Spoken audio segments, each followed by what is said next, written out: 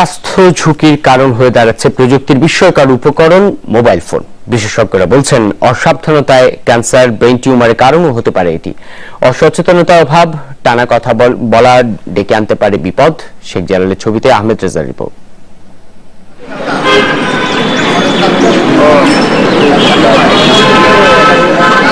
ঘরে বাইরে এমন দৃশ্য দেখেন সবাই।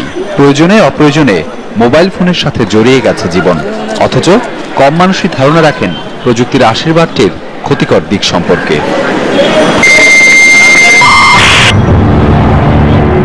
মোবাইল ফোন ব্যবহারের সময় ফোন থেকে নির্গত তেজস্ক্রিয় রশ্মি বা রেডিয়েশনের প্রভাব মানবদেহের জন্য ক্ষতিকর। কথা বলার সময় এর রেডিয়েশন মস্তিষ্কের কোষগুলোর সংস্পর্শে আসে। এতে মস্তিষ্ক বা দেহের অন্য অংশে প্রভাব পড়ে, তৈরি হয় স্বাস্থ্য ঝুঁকি। প্রবলেমগুলো থাকলেও এটা ব্যবহার করতে হইতেছে আমাদের বাধ্য হয়েই। কম দামি যেগুলো মোবাইল সেগুলোর ভিতরে সমস্যাটা বেশি আর কি। জানার পরও এর ক্ষতিকর দিকটা সম্পর্কে আমরা যখন ইউজ করি তখন এটা মাথায় থাকে না। এক্সেসিভ কথা বলার ফলে এর ফলে যে রেডিয়েশন আসছে এগুলো খুবই আসলে ক্ষতিকর হয়। আসলে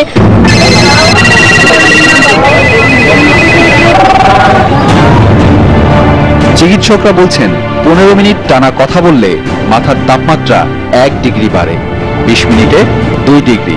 এতে কানে ও মস্তিষ্কে সমস্যা হতে পারে। এই রক্তের শিরাগুলো যখন ডাইলেট হয়ে যায়, এই ম্যাগনেটিক অ্যান্ড ইলেকট্রনিক ইম্পালসটা সরাসরি আমাদের ব্রেন টিস্যুতে যে আঘাত করতে পারে। কানে রিঙ্গিং এর জন্য ঘুমাতে পারছে না, এরকম কমপ্লেন নিয়ে আসছে।